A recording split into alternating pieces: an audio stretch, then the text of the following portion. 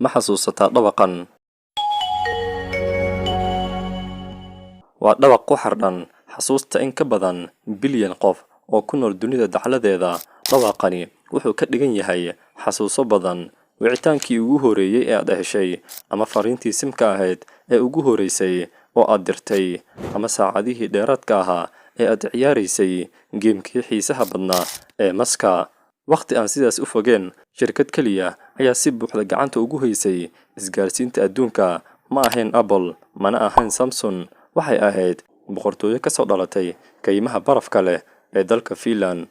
kani maahan oo keliya sheeko ku saabsan taleefon, waa dhacdo la yaab leh oo xambaarsan casharo dhanka ganacsiga, muhiimadda isbeddelka, iyo khatarta weyn ee ku jirta isdhigashada.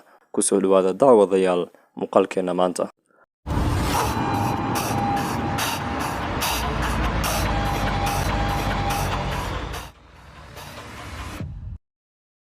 sanadka markuu ahaa 1865, ninkii lagu magacaabi jiray Frederick Edelstein oo ahaa injineer dhanka macdanta ah ayaa warshad yar oo warqadaha samaysa ka furay magaalada Tampere ee koonfurta dalka Finland. 3 sano kadib wuxuu warshad labaad ka furay meel u dhow webiga lagu magacaabo Nokianvit. waa magacaas meesha uu ka yimid magaca taariikhiga ah ee Nokia, markii ugu horeysay ee si rasmi ah loo diiwaangeliyay sanadkii 1871. muddo ka badan qarni, Nokia shaqo kuma lahayn wax isgaarsiina ama aaladaha teknolojiga ah. waxay soo saari jirtay waxyaabo nolol maalmeedka asaasiga u ah ee dadka reer Finland isticmaalaan. waxay iibin jirtay waraaqadaha suuliga lagu isticmaalo, kabaha caaga ah, iyo taayirada baabuurta. sanadkii 1967, Nokia waxay samaysay isbeddel weyn iyadoo midaysay 3 shirkadood: warshadii waraaqadaha, iyo warshadii soo saaraysay fiilooyinka korontada, iyo sidoo kaleeto warshada samaysa caagaga. mideentani ayaa abuurtay shirkad weyn oo lagu magacaabo Nokia Corporation. laanta fiilooyinka korontada iyo taleefanada dhulka ayaa noqotay iniintii yareed ee dhashay boqortooyadii dambe.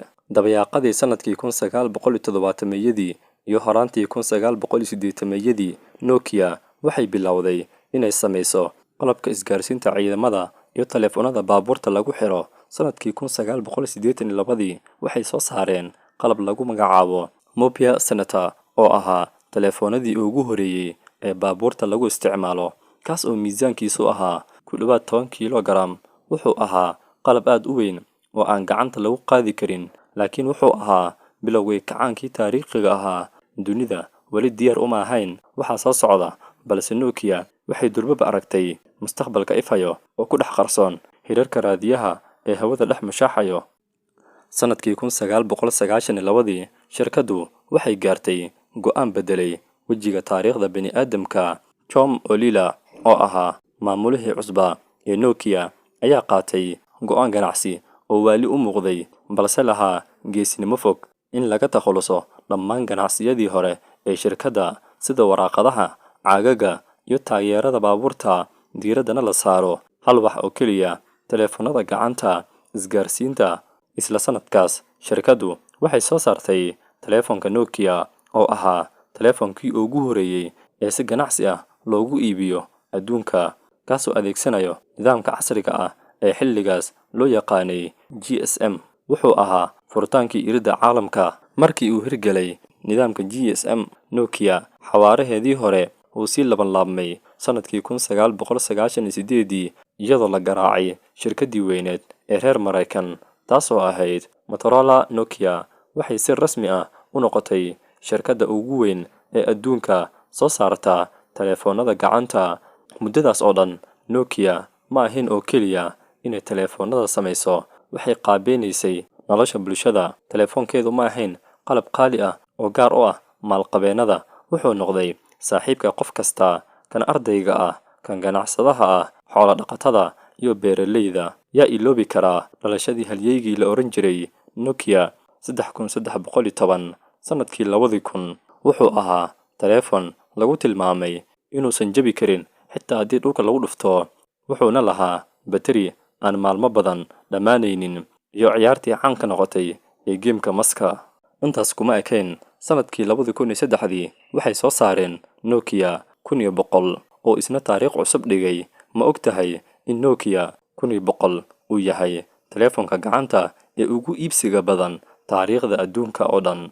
In ka badan 250 milyan oo xabo ayaa laga iibsaday intii u dhaxaysay dhamaadkii 90-meeyadii iyo bartamihii 2000.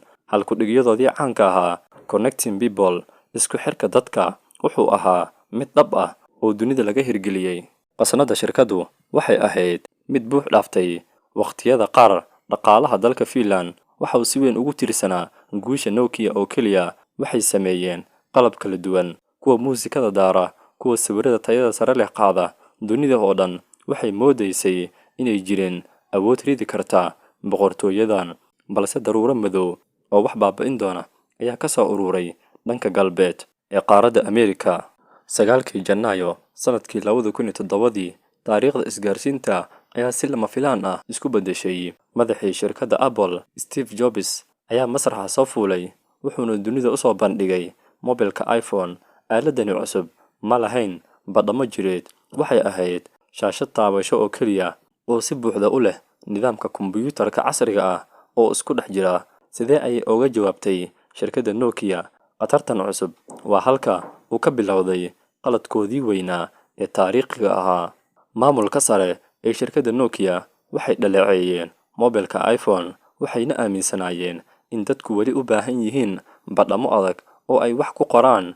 Sanadkii 2010, xaaladda faraha ayay ka baxday. Saamigii suuqa ee Nokia wuxuu bilaabay inuu si xun hoos ugu soo dhaco maalinba maalinta ka dambaysa.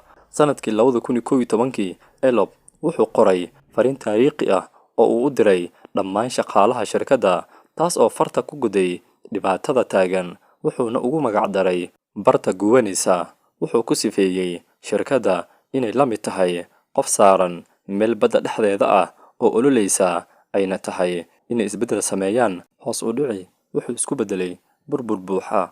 Ugu dambeyntii, 25 Abriil sanadkii 2014, shirkadda Microsoft ayaa si rasmi ah u dhamaystirtay iibsashadii qaybta soo saaraysay taleefanada gacanta ee Nokia, iyadoo ku iibsatay qiimo dhan $7.2 bilyan. Shirkaddii dunida ku xukumi jirtay hal mar ayay saaxadda ka baxday, iyadoo magacii Nokia ee aaladaha gacanta muddo kooban lagu beddelay Microsoft Mobile. Sida ayay ku burburtay boqortooyadii Nokia ee isgaarsiinta. Waxay u dhacday dhibane ay sabab u ahaayeen hal adeega xad-dhaafka ahaa ee ku dheganaanta wixii shalay shaqeeyay iyo ku guuldaraysiga fahamka in teknoolojiyadu aysan weligeed sugin qofna. Mid ka mid ah madaxdii sare ee Nokia xilligii ay Microsoft la wareegaysay shirkadda wuxuu isagoo ilmeynayo yiri erayo taariikhda galay oo aad loola murugooday: "Anagu qalad ma aanan samaynin, laakiin si xun baan u guuldaraysanay." Inkastoo aysan samaynin fal dambiyeed ganacsi, haddana ka gaabinta inay teknoolojiyadda horumarsan iyo softwareska la jaanqaadaan ayay ahayd qaladkii ugu weynaa ee galaaftay noloshooda.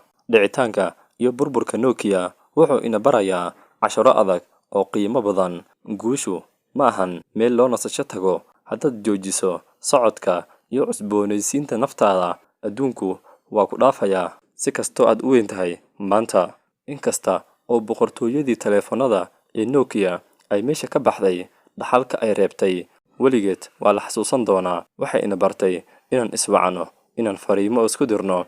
Waxay ina gelisay qarniga isku xirnaanta adduunka. Nokia weligeed waxay ahaan doontaa qayb ka mid ah xasuusteena qurxoon iyo bilowgii safarkeenii teknoolojiyadda ee casriga ah. Fadlan like inoo saar haddaad ka heshay muuqaalka. Subscribe channelka. Qaybta faallooyinka noogu reeb aragtidaada. Waa maxay taleefankii ugu horeeyay ee aad isticmaashay noloshaada? Mahadsanidin daawadayaal.